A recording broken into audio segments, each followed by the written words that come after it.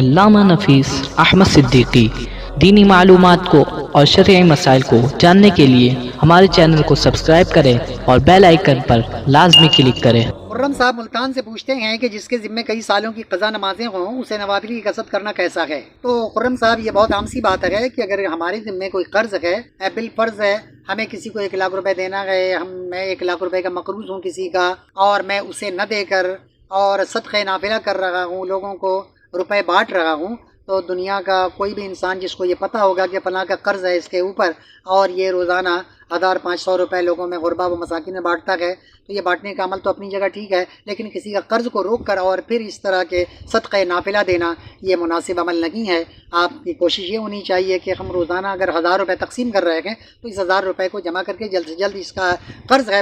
پہلے میں اس کو ادا کر دوں، اس کے بعد پھر ہم روزانہ 1000 یا 10,000 آپ بانٹیں، کوئی آپ کو منع نہیں کرنے جائے گا۔ ٹھیک اسی طرح نمازوں کا حال ہے کہ جب ہمارے ذمہ قرض نمازیں ہوں، جو ہمارے اوپر نماز فرض ہے، ان فرض نمازوں کی قضا ہمارے اوپر ہوں، 1 سال کے ہوں، 6 مہینے کے ہوں، چند سالوں کے ہوں، 5-10 سالوں کے ہوں، اور ان نمازوں کو ہم چھوڑ کر اگر نفل نمازوں کی کثرت کر رہے ہیں تو یہ کسی طرح مناسب نہیں۔ کل قیامت کے دن ہم سے نفل نمازوں کے بارے میں نہیں پوچھا جائے گا کہ تم نے چاشت کی نماز کیوں نہیں پڑھی، اشراق کی نماز کیوں نہیں پڑھی، تم نے اوابین کی نماز کیوں نہیں پڑھی، تہجد کی نماز کیوں نہیں پڑھی۔ ہم سے ان نمازوں کے بارے میں سوال نہیں کیا جائے گا، ہم سے ان نمازوں کے بارے میں ضرور پوچھا جائے گا کہ آپ نے یہ جو فرض نمازیں تھیں اس کو آپ نے ادا کیوں نہیں کی ہے۔ تو جو ہم سے جس چیز کے بارے میں ہم سے محاسبہ لیا جائے گا ہمیں چاہیے کہ ہم اس کو پہلے کلیئر کر لیں۔ فرض نمازیں جو آپ کے اوپر قضا ہیں اس کو ادا کریں، جس کے اوپر بھی قضا ہیں اس کو ادا کریں، ادا کر کے پھر کثرت سے آپ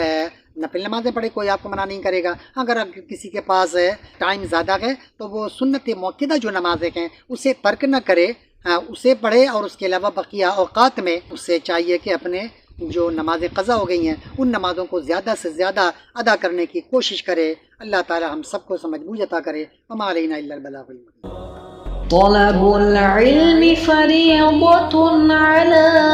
کل مسلم، علم کا حاصل کرنا ہر مسلمان مرد عورت پر فرض ہے۔